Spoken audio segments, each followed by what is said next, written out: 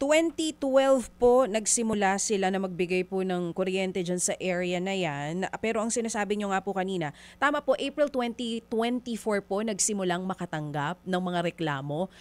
Pero nung previous years, okay po ba yung naging serbisyo nila?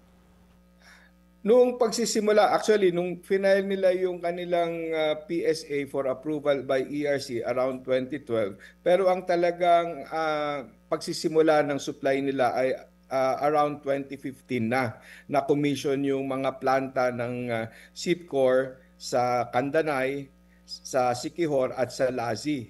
So tatlong areas kasi itong pinaglagyan ng mga generating units ng SIPCOR. Mm.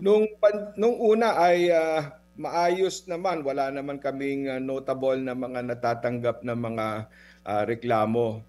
At nagkaroon pa nga sila ng ikalawang power supply agreement dahil lumalaki yung demand ng probinsya. So nagdagdag din ng kapasidad ang SIPCOR.